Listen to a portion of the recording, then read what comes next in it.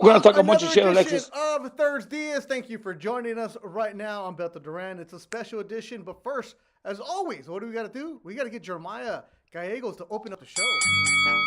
Ladies and gentlemen, welcome to the main event. It's Thursday, and you already know what that means. Plenty of laughs, off the subject discussions, and of course, real boxing talk.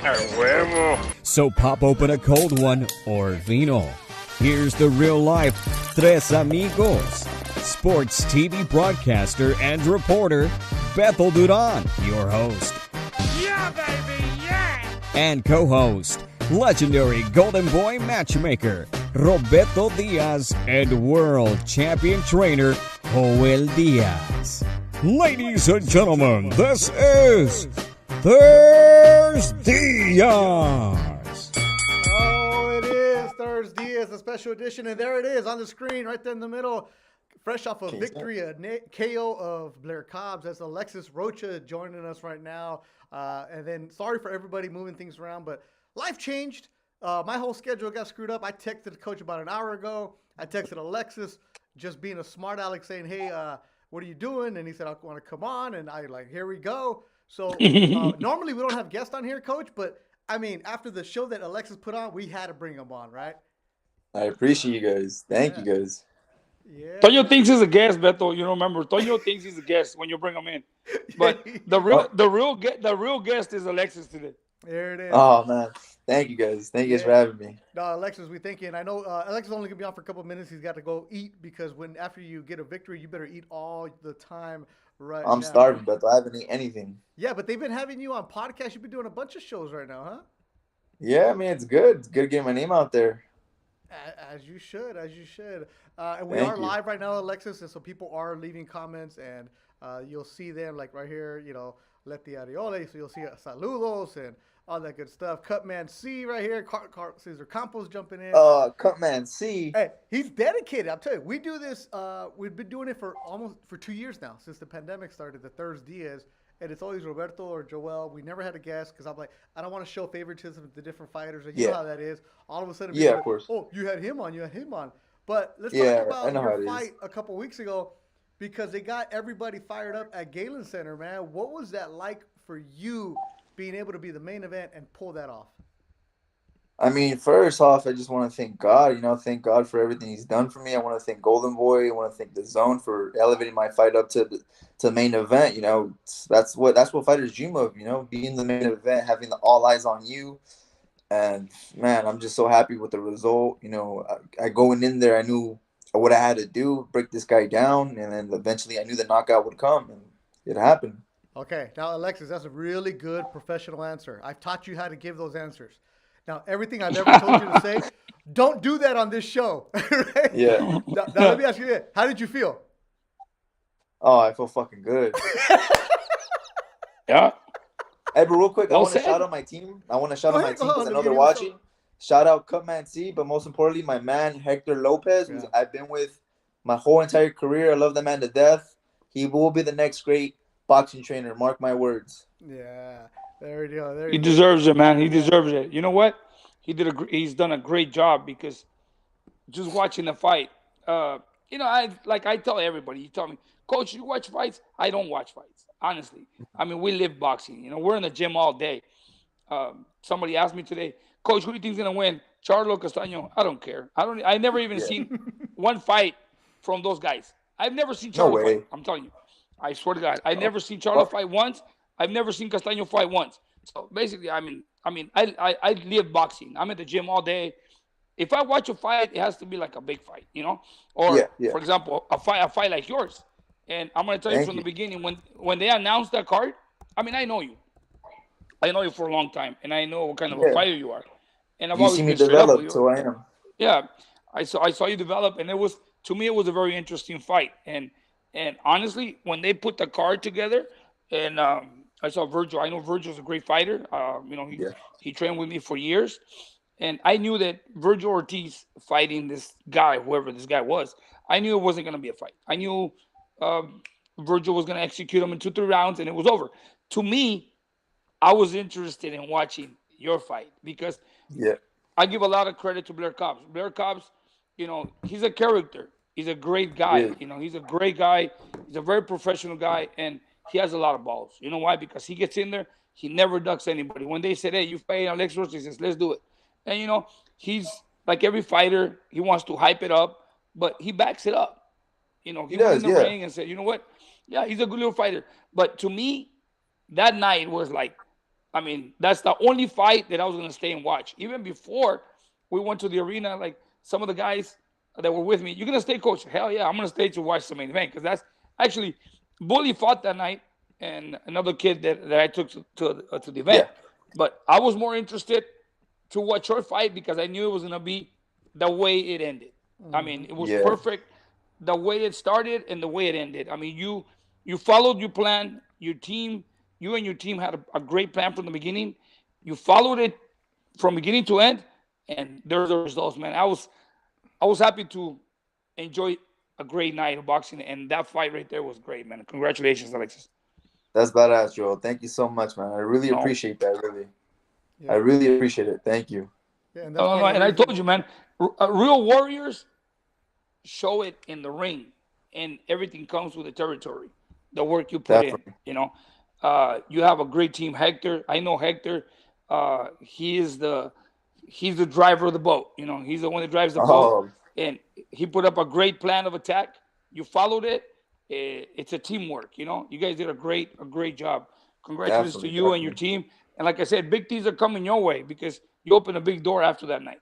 Yep, and I Roberto, appreciate it, Joel. yeah, Thank Roberto you. Diaz joining us right now. Roberto, thanks for coming on. And we said it a couple years ago when we started the podcast. We'll never have fighters on. I said it over and over. But Alexis is a different guy because we've seen him grow up a little bit. We've known him for a while. But just, I walked into the Galen Center that Saturday expecting a good night. I didn't expect to walk out with a buzz like, damn, that was a special, fun night, Yeah. man. It was really cool. You Thank put on you. that show, Alexis. And then I saw Alexis afterwards Yeah. at the hotel, and I kept yelling at your boy Hector, your trainer, who we love. Great guy. I'm like, man, get Shout your out to him. fighter some He's sunglasses. watching right now. I kept yelling at him like, hey, get him some sunglasses, man. After a fight, the fighters got because you had a cut and everything else. But nah, but it was Yeah. good. We just wanted to give you some little shine right now, Alexis. Roberto joins us right now. How you doing, Roberto? I'm good. I'm good. Thank you. Sorry I'm late, guys. Coach, good to see you, Beto. And what can I say, Lex? It's great to Thank you, have you brother. on. Always good to see you. And yes, I agree with you, Beto. I think the Galen Center witnessed an amazing fight, a great fight, a fun fight, but also a new star in the game. Sometimes boxing works in funny ways. Obviously, um, there was an opportunity there for Alexis and for Cobbs as well. When they got bumped up to the main event, the stage was bigger, but more eyes were on you. And it was a tremendous fight for both sides, a lot of respect. Cobbs showed, Uh, he's a difficult guy and showed a lot of heart, took a lot of punches, fought back. But obviously, boxing is you win some, you lose some. And Lex maintained composed.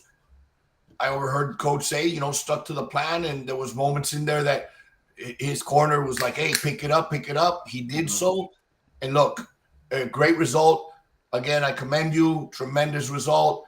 On to bigger and better things. And I say at the same time, Cobbs, keep your head up. This is part of boxing. You learn from fights like this, and can only grow.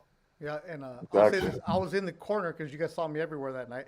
And the sportsmanship between Blair and Alexis afterwards, and Alexis, I was there when you told them nothing but respect, like nothing but respect Yeah. between you two, and it was a cool moment that I was able to see right there.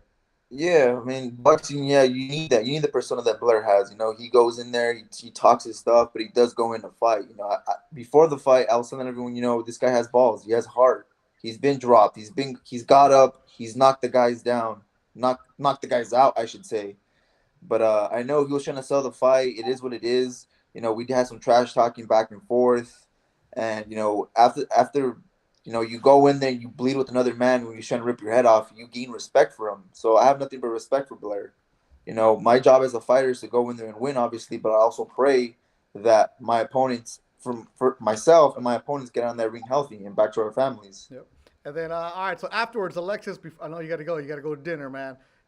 I saw you in the corner, right? I was so for people wondering like, what the hell were you doing, Beto? So my job that night, I was. I don't even know what you were doing, Beto. Yeah, You were just exactly. running around everywhere. I wasn't. Hey, let me tell you this. I wasn't supposed to be there, so I did the undercard alongside Gabriel Rosado, and then once the undercard ended, Sinisa and Sergio Mora were on the broadcast for the Zone. I was helping Jessica Rosales with social media. That's why the social media was up. We had all kinds of videos, all kinds of stuff posted, and the Golden Boy social media team was on fire. Jessica and Bobby, everybody did a great job. So for the main event, Jessica's like, hey, run around and get some extra footage that we can put up. And as soon as I saw you working them, because I was standing in Freddie's corner and I saw Freddie tell the commission, I ran to your corner. Now, mind you, my credential is allowed to be where I'm at. I'm not allowed to be in the ring.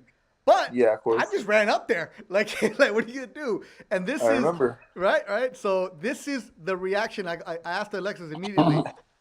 How do you feel? Woo, right? And then I said, like, Alexis, where are you from? I'm gonna post that. I'm gonna post that. Baby! Where are you from, Alexis? Santana, baby! Santana, baby! Yeah, so it was cool to see that, and like I said, I was all over the place running around, so it was cool to see that. And you got the dog coming out.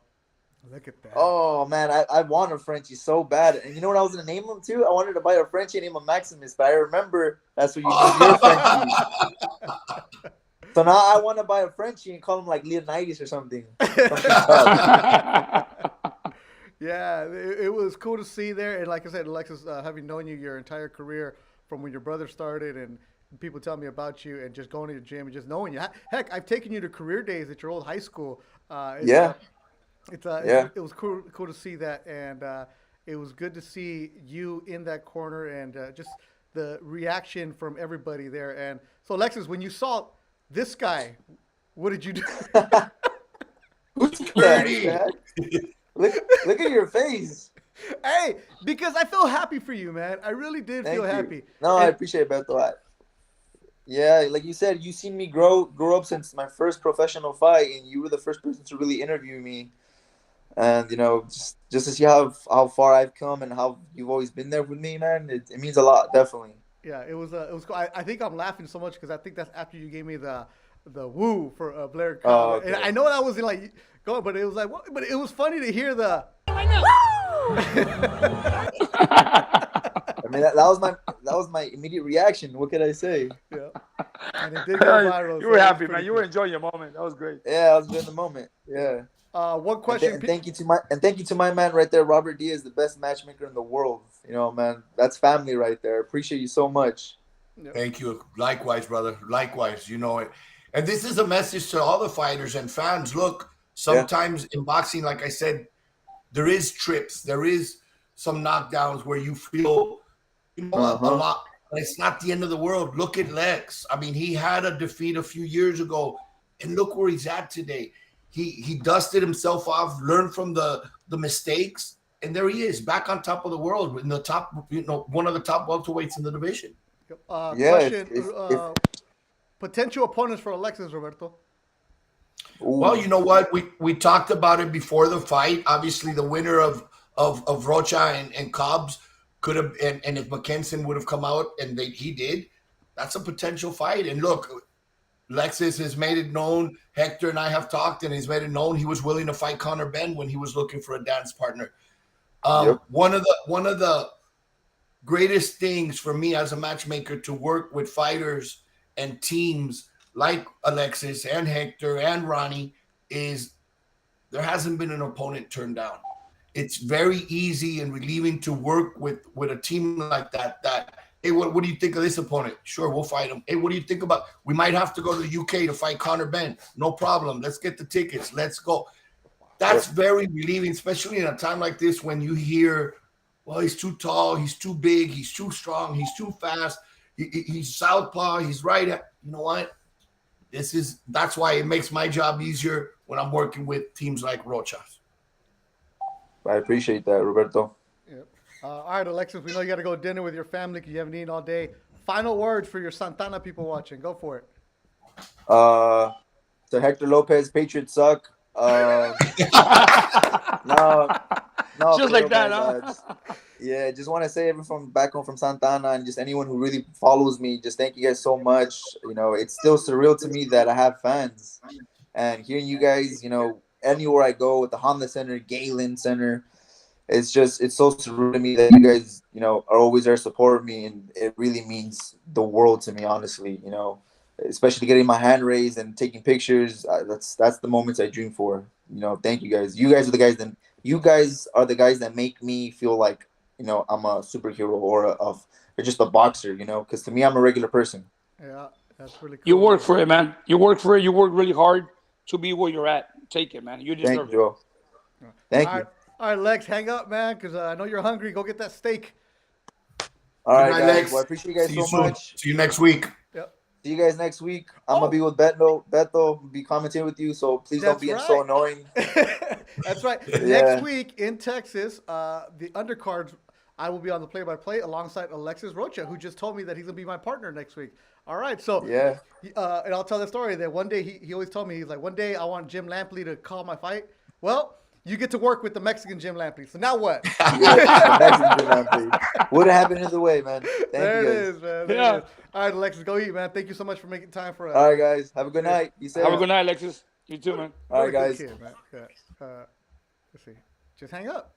There it is. What a good kid. What a good kid. Glad we were able to get him on right now and just give him a little shine right now because he texted me saying that he's gonna be my partner next week. I'm like, whoa, okay, cool. And then like, let's go, man. Let's have some fun with it. So he's just a good kid. Then I also saw today he and his brother were at career day at a junior high that they went to, and it's like he's walking back and saying, the memories of here, like all those little kids are looking at him like, hey, you were in the same classroom as me? You were there? Like, it's just a real cool thing. And I heard, Roberto, that he went by the office to thank you guys this week. He went by the office, brought a lot of the staff, brought the staff goodies and treats and little gifts. And, you know, in a world that sometimes we all, and I'll include myself, we forget the little things of something like as small as saying thank you. That's a tradition for Ronnie, Lex, and Hector. After each fight, they stop by the office to say thank you, everybody. Thank you, Really? Golden Boy. Thank you, family. So Oh, man. you got to appreciate something like that because it's very rare. Even a phone call or an email would suffice, but they make it a point to after their fight to come by. They knew we were leaving to Texas next week. Sorry, so they came in this week on Tuesday afternoon. That's cool, man. Like I said, just a good kid. Right. And I saw him afterwards at the hotel. He said he had a little blood coming through, and then it was just something as simple as he and Hector and his team. And Hector did a great job in his corner.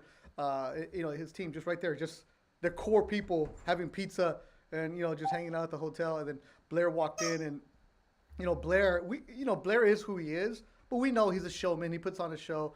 But afterwards, they had a moment too, and they just kind of talked in respect. And it was a heck of a fight. It was a lot of fun. It was a lot of fun watching that fight, just being at the Galen Center. And by the way, Galen Center, a cool place to watch a fight too. I went up to the top where I helped Duarte Boxing. I took care of Duarte Boxing. They went up there to Valenzuela, and those kids were there. Like 18 kids from Duarte Boxing went to a fight for the first time. And I was like, oh, that's cool. You guys just got here for the main event. They're like, no, we were here at 3 when the doors opened. So those little kids just saw it was like 10 fights that night. So it was a cool environment. A lot of people walking around. So it was just a lot of fun to see. No, it was a very good venue. It was fun.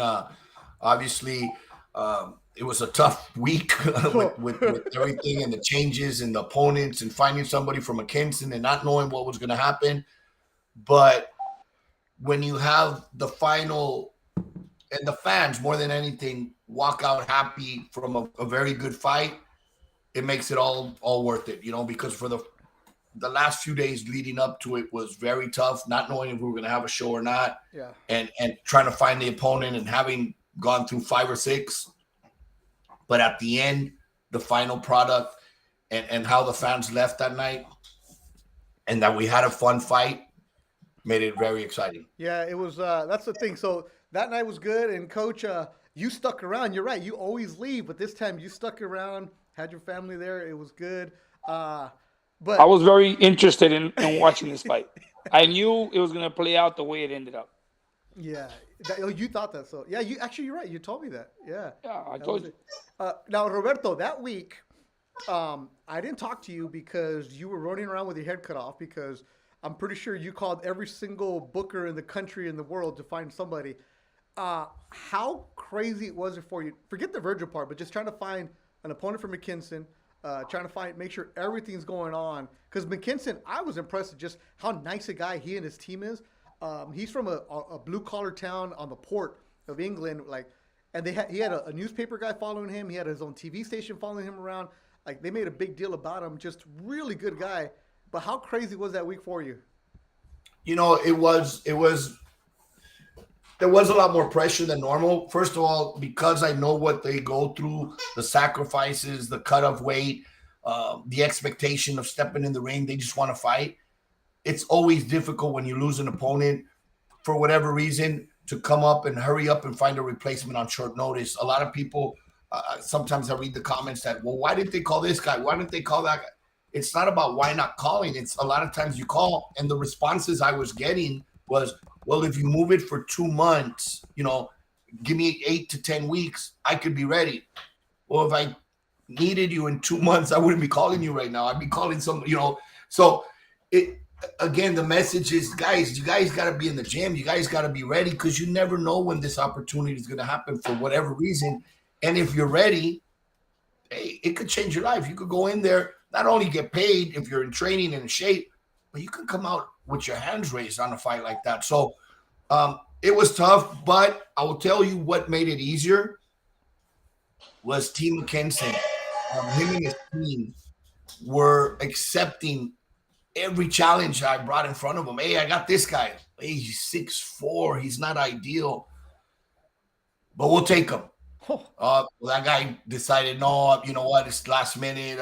Manager, no, he's not ready 100%. Okay. Got another guy. Hey, he's shorter. Okay, but you know what? We were trained to fight one of the best in the division, one of the best in boxing. So yes, we'll fight anything. McKinson just wanted to fight, and proof of it is that he was training to fight Virgil, an orthodox fighter, and ended up taking a southpaw last minute. But that was just his desire to fight. It didn't matter who was put in front of him. Like I said, I went through at least 5 different opponents. From one reason or another, they were falling through, not getting approved. But he was willing to take on whoever, and I commend him for that. That is a fighter that wants to fight and not give excuses. And to Alex Martin, who took the fight on hours' notice, basically, and fought in a division that he's fought in before, but that's not his division anymore. He had got down his last fight to 137, and his next fight was supposed to be at 135. But thanks to fighters like McKinson and Martin, we were able to get a fight, save the show, and obviously we got a tremendous main event at the end of the day.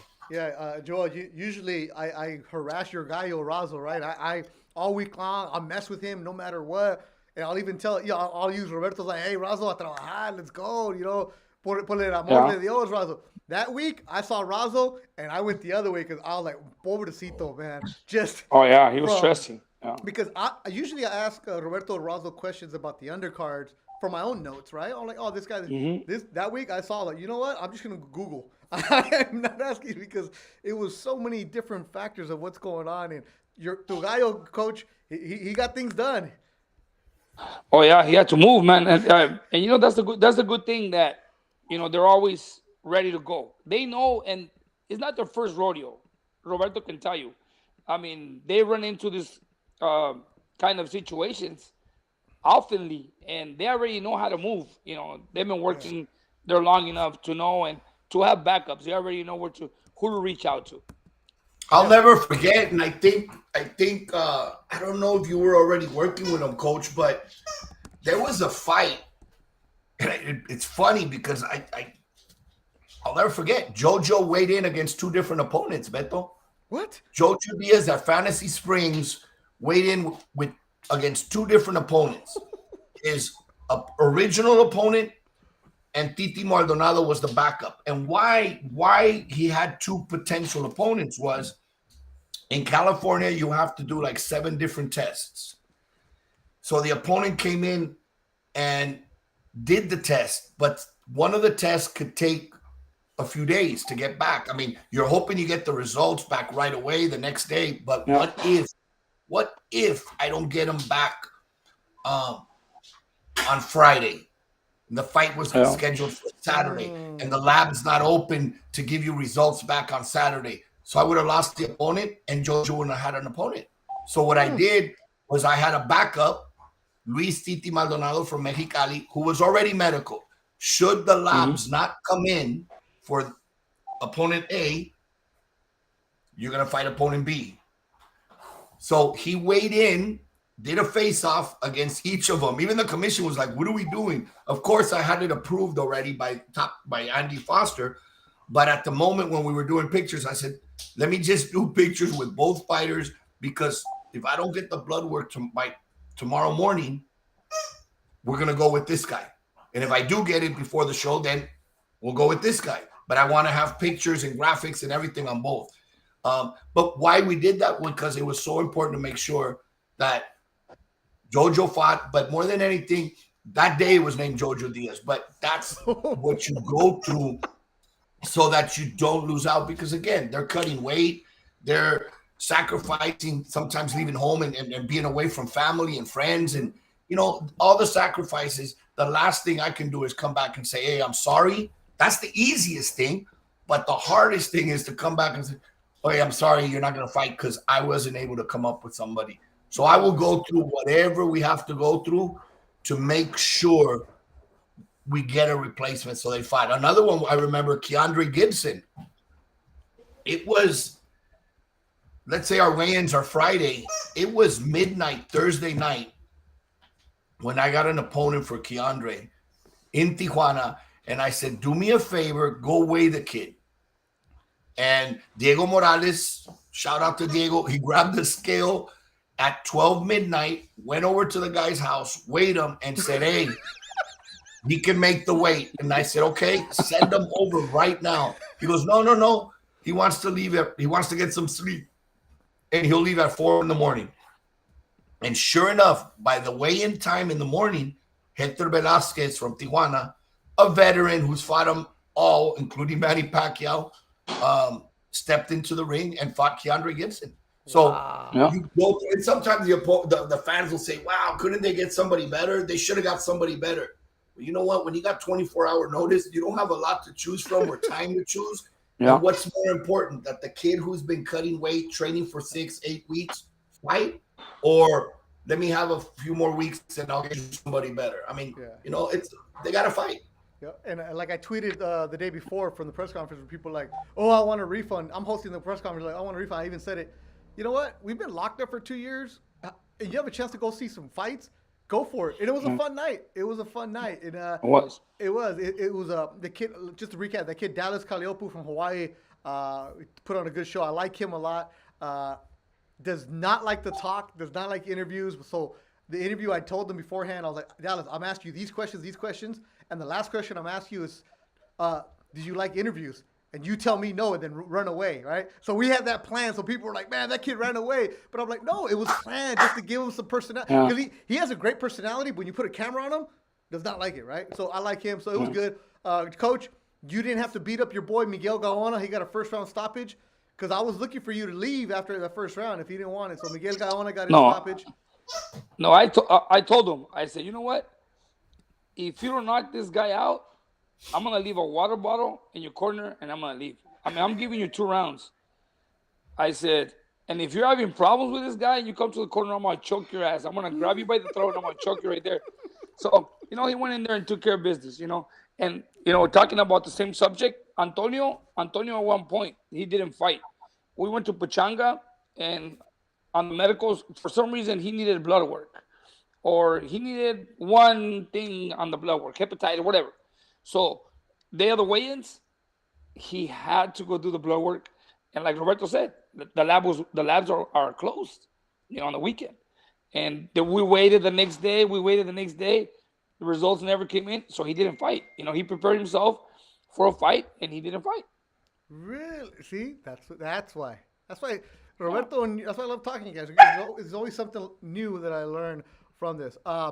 Yeah, not every time. I mean, these guys work Yeah. real hard. Like Of course. Roberto, Razo, every matchmaker, they stress themselves. They make calls. They're always trying to find an opponent, trying to find a replacement at that moment. But sometimes it's just impossible because there's a lot of requirements.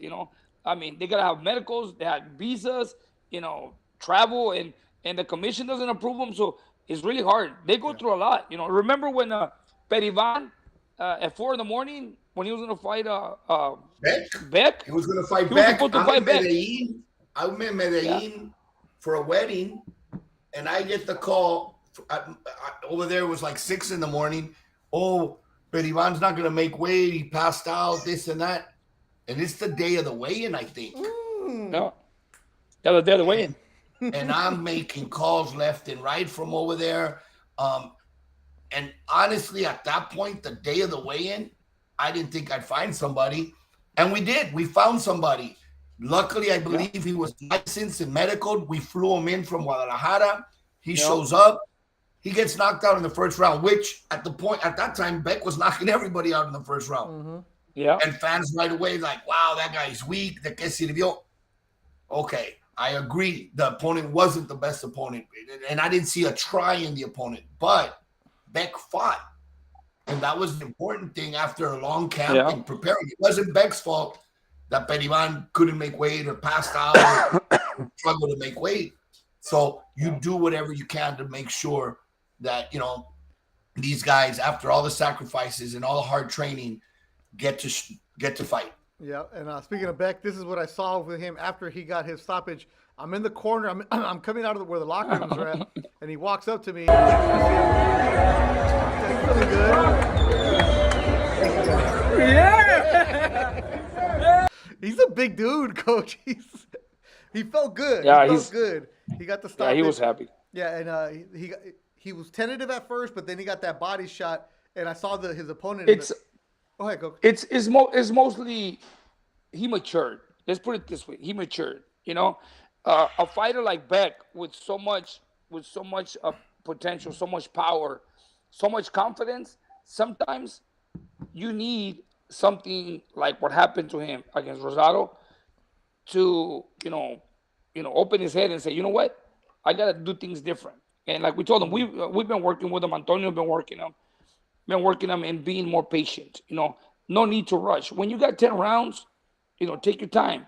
If you got the power and you think you're gonna knock somebody out, the knockout's gonna come. Don't rush it, because if you rush it, you're gonna get into some problems. Take your time, analyze the situation first. You saw him. He was very patient, and nobody in the corner was yelling at him, "Go, go, go!" Why? Because we were letting him. It's part of being a professional. It's maturing. Take your time. And once he saw the opportunity, boom, he landed the shot, and that's it. He's not the Beck that we saw early in his career that was getting in there and being busy and just trying to please the crowd. And I told him, please yourself, don't please the crowd. The knockout's gonna come if you take your time. I mean, when you got 10 rounds, just use them wisely. Yeah, and afterwards I saw. And I agree with Coach too on that. When you have the power, it's gonna come. It's gonna come. And look, Beck's a perfect example. It was one punch. One punch. Yeah. And then after Beck got the stoppage, Gabe Rosado was getting interviewed on DAZN, and Beck went into that corner and looked at Rosado, and Rosado, they shook hands. A question comes up right now: will Beck rematch Rosado, or is that already passed? Well, Beck asked him. Beck asked Rosado. He says, "Give me a rematch." He went to the corner to ask Rosado when you guys were there, and he asked Rosado, "Give me a rematch." And Rosado just smiled and but he went up there to ask him for a rematch. I didn't know that. But I will tell you, Beck, because he said it in the fighter interviews and he said it later to me and everything. He's like, if I have to win the world title so that I have something that Rosado wants, I'm going to win the world title and I want to defend against Rosado. And, it reminds me, back in the 80s, there was a fight in the light heavyweight division where fighter A beat fighter B, but fighter B wins the world title later and says, that's why you don't see it no more. Normally, you would say, I won the world title. The last guy I want to fight is the guy that beat me. So let me go and make some defenses against guys I can beat. And that in that case, fighter A, the one that had lost and then won the world title, says, I want to fight the guy that beat me in his first defense. Unfortunately for him, the result was the same. He lost. This was back in the 80s. Marvin Johnson fought Matthew Saad Muhammad and lost in a 10-rounder, wins the world title later, defends against him, and loses again. But, I mean, it shows that the heart of a type of fighter that Beck is. I will win the world title to try to get my rematch. And, of course, if he wins the world title and becomes a world champion, Rosado's going to say, hey, I want to fight you. Right now, Rosado, because he beat him, knows the high risk, low reward, is saying, you know what, I'm going to campaign. Obviously, he has the fight next week against Shane Mosley Jr., but he says he wants to move up to 175 and look for a world title fight there. We'll see after next weekend. Yeah, that'll be good. So next weekend, we will be in San Antonio. No ThursDIAZ next week because I'll be in Texas during Fiesta, and I don't even know my schedule. So no show next week, but it'll be next Saturday. Ryan Garcia, the main event. The undercards, myself and Alexis Rocha will be on the broadcast. But you mentioned Gabe Rosado taking on Shane Mosley, Marlena Esparza also on the card. It'll be a good one. Then I think the kid from Texas, Hector Velasquez, I believe that's his name. Hector Valdez is on, and then also Gregory Morales from Texas, and George Rincon. Tristan's back. Yeah. So it has a stacked Texas feel too, and a lot of the young talent from Texas will be on. That'll be good. But Coach, let me wrap this up. I was able to interview Beck's trainer after Beck got the victory, and this man. Congratulations. Thank you. Who do you owe the credit to? To my team, my mother. The star.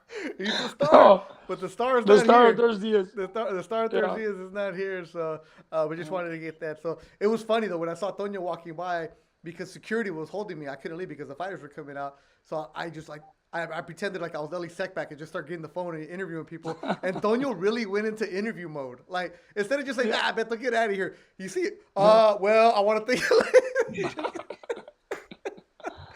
See what you created? He has his created fans. this monster. Yeah, he has his fans. There were some questions that were coming in pretty earlier, so let's just get a couple of them for you, and then we'll get going.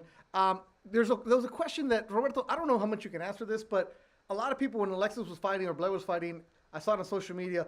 What happened to Rashidi Ellis? How come he's not fighting?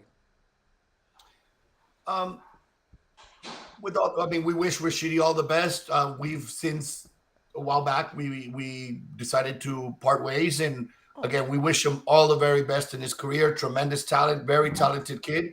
And look, I told them the door's always open. So you may see Rashidi back with us in the future, but in the meantime, we wish him all the best. So he's not a Golden Boy fighter right now? Correct. Okay, well then there's your answer, people. So for all the people who are like, oh, how come Golden Boys treat him this way? Well, because he's not with them. No. All right? Like, I just love it when people would ask me, like, or they were sending me tweets, where's Rashidi? Where's Rashidi? I'm like, Rashidi has social media. You can ask him too. I like him. I like him. I like his team. His brother, Ronald Ellis. Good people. I've always liked them. So there's your absolutely. answer. And they have a sister, I believe. She's good. She's very good. Really good one too. of the top in the nation in the amateur program. So look, it's thoroughbreds, man. They're tremendous talent. Yeah. April 21st, Mikey V is asking, Golden Boy at Fantasy Springs on DAZN, April 21st. I'll be on the broadcast. That fight, I don't know who I'm working with yet, but it'll be fun. The Golden Boy at Fantasy Springs, good show, good card. It'll be a lot of fun, and like it's not a development series, but it's a chance to give guys who haven't been fighting in a while opportunities. And on Thursday night, nobody else is watching. Let's go, Roberto. It's fun. Yeah, I'm excited about the series because look, the way I'm trying to explain that series is, yes, on the undercard you're gonna see the future, the tomorrow's champions. This is part of the undercard to show those kids that should be headlining in a couple years the same series. But also on the main event and co-main event, you could have former world champions or guys that just maybe are coming off loss or crossroad fights that'll catapult you into the bigger DAZN cards and give you those other opportunities. And look, a good example is April and May. The main event, Joel Diaz Jr., not the manager of the year, but the fighter from against Versito Gesta. And this is a very important fight for both of their careers because they both want to get into that mix of the Ryan Garcias and the William Cepedas and the Cambosas and Haney. They want to get into the big fights in the lightweight division. So this is where it starts for them. And then in May, the return of former world champion Angel Tito Acosta, Victor Morales, Rudy Garcia, who had a tremendous fight themselves, all in separate fights. So it's part of giving the crowd some of those new names, but a mix of the names that they're familiar with to come back, get them into that fight, to tune them up and get them ready for the bigger fights again. Roberto, you said May. Do we have a date, or are you going to get in trouble? May 12th, baby. May 12th. Okay, there you go. So April 21st, Fantasy Springs, and May 12th. So now if you can't make the April one, plan on making the May 12th one. So there you go. So Marco Pelayo, who just joined us right now, is probably shaking his head like, Roberto, forget the press release. We got Roberto breaking news.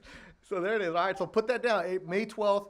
So there you go, a couple days right there. And Letty's asking, can the ThursDIAZ clan go? Absolutely. Coach, we got to get ThursDIAZ shirts made up for the Fantasy Springs shows. Because if your guy can go... I'll get on it. Because if your guy can go and make a special Concha shirt for Toño, I know he can make...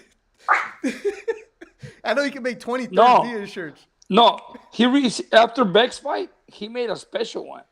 He made this one that says Beck Bully, and on the liver, he designed a target, a red target, and then he put chingazo like right there.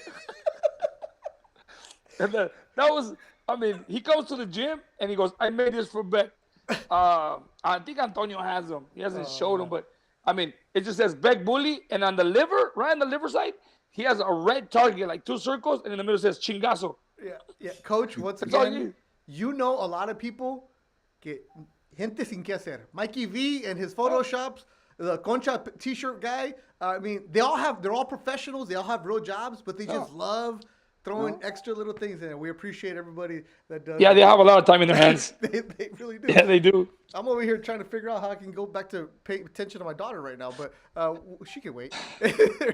Lots of good fights coming up there. Definitely, for sure, a lot of good fights coming up. I want to touch on this, Roberto. I hosted Ryan Garcia's media workout earlier this week in San Diego.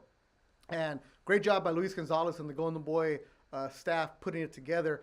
And usually those media workouts, the guys just come in and whatever. But there was a lot of views coming through. And talking to Joe Goosen and talking to Ryan, and I've known Ryan since he turned pro. He seems like he's in a better space, and he just seems like he's locked in. And talk with Oscar, too, about how Ryan, maybe you needed that break. Coach, I'm going to start with you with this. You know, Ryan hasn't fought in almost 2 years, but at the same time, when you're a young fighter, especially somebody like Ryan, that break, can that help you just mentally just go away and actually be a person when you're away from fighting? Sometimes you need it. Sometimes you need it to restart yourself. Sometimes you're going through so much that you need to, step aside, break away from that and, reset yourself. And I think it's good for Ryan. I think it's good for Ryan, not only because he needed it, but also he's always active. He's not he doesn't seem like he's an undisciplined kid. He stays disciplined. Even, he does his exercise and stuff. He's always in shape. So he just needs that mental break, that if he feels in a better spot, I think he's going to perform better. I just think that this time is going to benefit him. Beto, let me add to that, because you got to remember, a lot of these fighters, we're looking at their pro career, but you got to remember, like in Ryan's case, and many of these fighters have been boxing since 7, 8, 10 years old. They go through their whole teenage. They don't have the same come up as a lot of, hey, let's go to the so-and-so's birthday party. Let's go. No, because they're cutting weight. They're training. They got to go to a tournament. It's the routine that sometimes you get fed up with. You get tired. It's overwhelming. Yeah. So this break sometimes, and I'm not saying this is the case with Ryan. I'm just saying in general. Yeah. If you don't like, or if you start not, like losing that love, boxing is the most dangerous thing to not be doing 100% in that gym because it'll show up in the fight. So sometimes taking that little time off not only rests the body, but also you miss it, and you start falling in love with it again, and you get back into that gym, and you could tell by the way you're training that, man, I'm so happy to be back, and the sweat and the smell, and this is what drives them. And I'll tell you, not like I said, not just in his case, but there's been so many examples on some fighters that have taken these long breaks. Marco Barrera, after the 2 losses to Junior Jones, takes a break for what we all know now, the surgery and everything.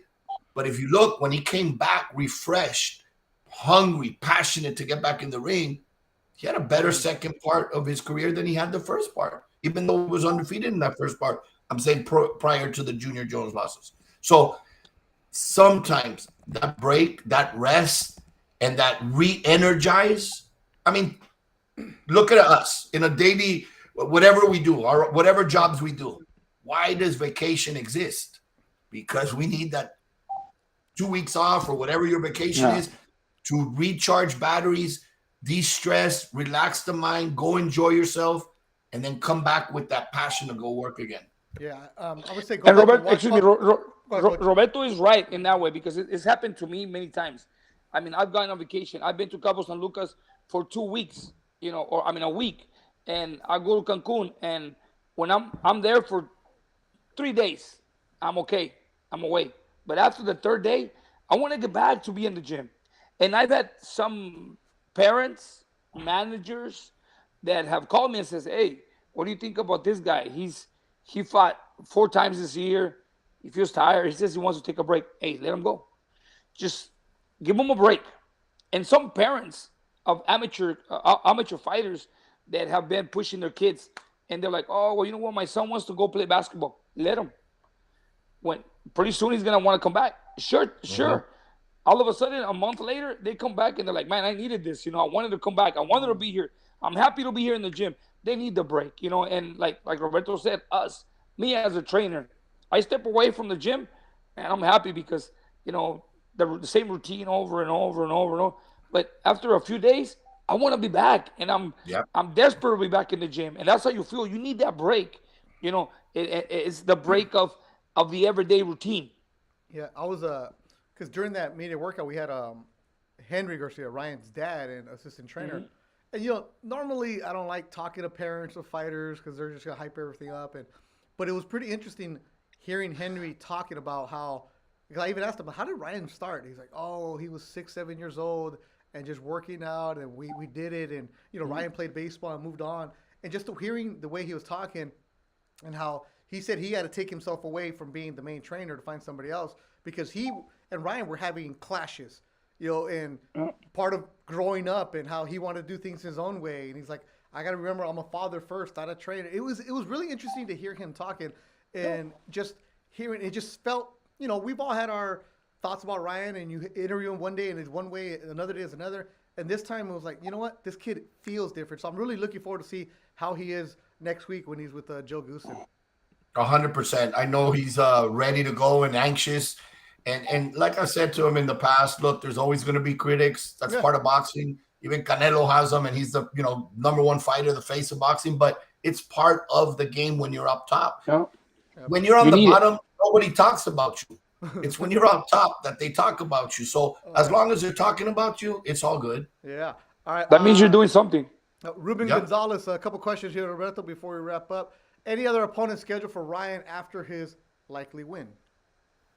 We're already talking about potential fights. Obviously, no disrespects to go first and foremost is him, April 9th.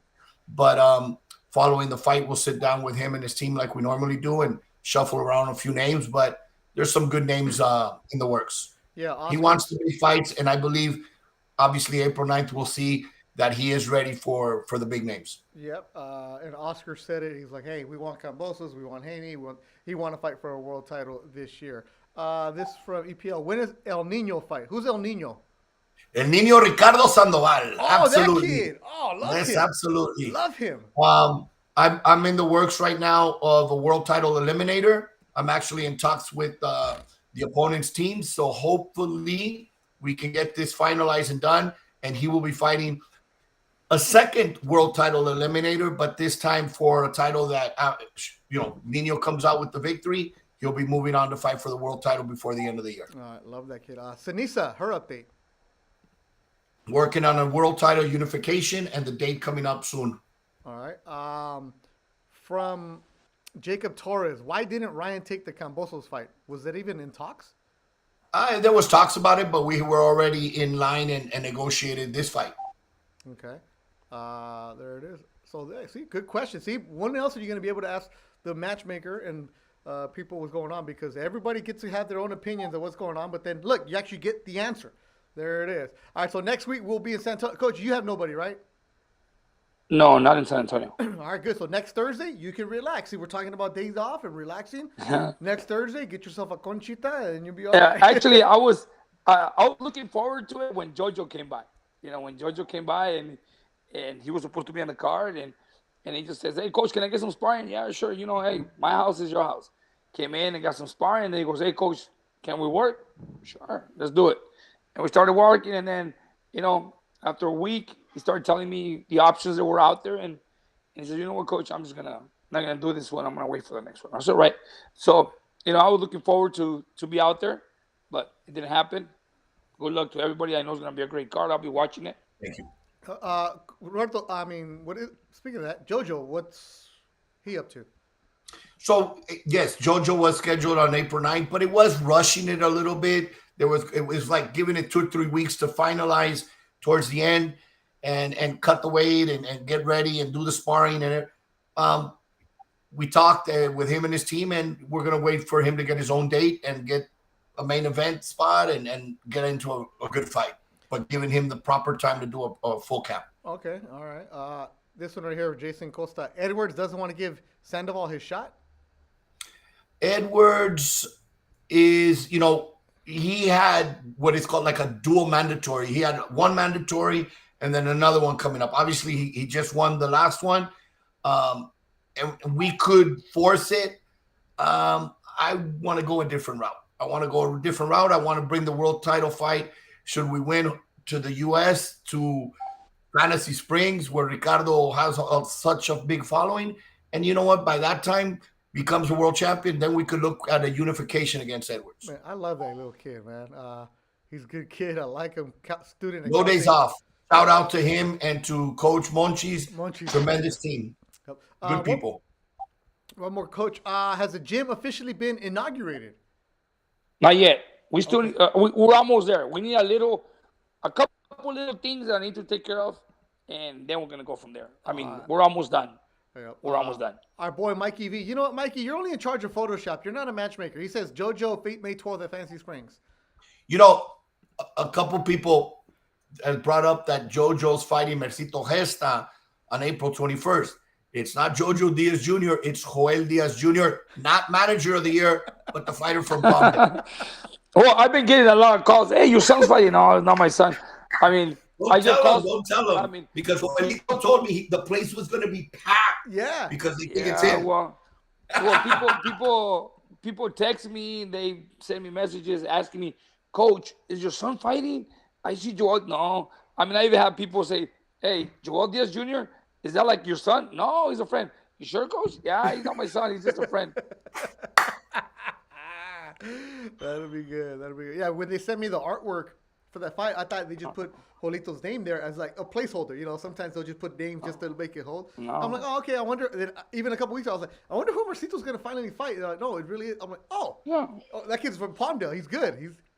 That'll be he's a really nice. He's a really nice kid, man. Joel Diaz Jr. is a really nice kid. He's been here helping me sometimes with some of the guys that when I need sparring, Sammy Contreras would bring him yeah. down, and he would spar some of my boys.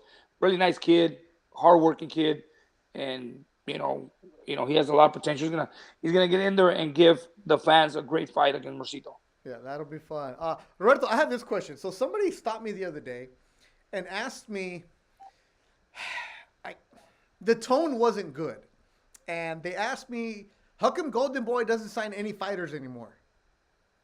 And I said, I don't know. I just do the broadcast. I don't know any of the business. I don't know what's going on. They're like, well, on your show, why don't you ask Razo, how come they don't sign any fighters anymore? I'm like, Razo doesn't sign the fighters, but yeah, I can ask. So the tone is, how come you don't sign any fighters? I'm like, look, I mean, it's not that we don't sign any fighters. We were in a pandemic. There wasn't a lot of dates going on. We had a huge stable. I want to make sure once we have all our dates lined up and everything, I want to make sure all our fighters that have been with us, that have stayed with us, that are still there and been waiting for their opportunities to get right back in that mix and get into the fights and catch up and get their careers going. And then, you know what? Eventually, you can't stop and not sign fighters, because eventually fighters are going to retire, fighters are going to move on, so it would be crazy not to always keep signing young, because it never ends. So you got to keep growing and bringing those 4-rounders, 6-rounders that are eventually going to turn into tomorrow's champions. But it's a process that I want to get our guys that, because of the pandemic, because of injury, I want to get them going. And once they're moving on and catching up and fighting, and now saying, hey, can I take a break? Okay, now there's time to put in other kids. And when you put them in fights, that's where you look at the talent and see, okay, you know what? I want to work with this kid. There's something there. Yeah, and another thing, make sure you have talent before you start to get signed. That's my own Exactly. It's my own little thing. And don't be a hardhead. That's my other thing for a couple of people who told me, there's a couple people like, tell them about my guy. I'm like, your guy struggled in a 4-rounder and he got a split decision in Tijuana. So I don't know. I'm not going to go to Roberto about that. Anyways, all right. The wine's kicking in. All right. So Roberto, we will see you next week in San Antonio. Ryan Garcia, that should be a fun show. And it's the Alamo Dome. So where Oscar fought, Canelo's fought. It's a cool setup for Ryan. That's a big deal. Absolutely. And San Antonio has some of the best fans. They come out, they support, they love boxing. Patrick Teixeira's back, Azad Hovhannissian's back. I mean, it's going to be a very fun night. It's going to be a very fun night. But before we end, Beto, Coach, I want to ask all the fans to really put out their prayers. Chimpa's dad, Don Oscar Gonzalez, was in the hospital. He's back home, thank God. But also the Salcedos from our family from Westside Boxing put on their prayers for El Papa Salcedo, because he's going through a little illness right now. So just, join us in praying for their speedy recovery. Oh, man. Yeah, definitely. Thoughts and prayers for everybody there. The good thing was seeing Chimpa's dad in the hospital in his gown. He's like throwing punches. He's like shadowboxing in there. Yeah. That was incredible. Man, yeah. And the thoughts and prayers to the Salcedo brothers in Westside Boxing. They do a great job there. So, Coach, any final words? No, I just want to thank you guys again, and I want to invite everybody here in Indio, April 21st. Golden Boy is coming back, and we have Manny Flores. Manny Flores is back, yep. Manny Flores is going to be back. Looking forward to that card.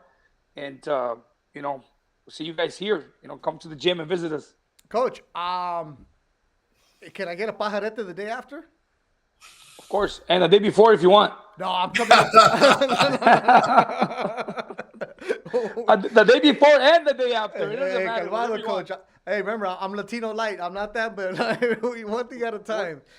Hey, whatever you want. I'll have a chiva at the gym if you want. If you want pajarete de chiva, I'll have the chiva at the gym. You just tell me what you want.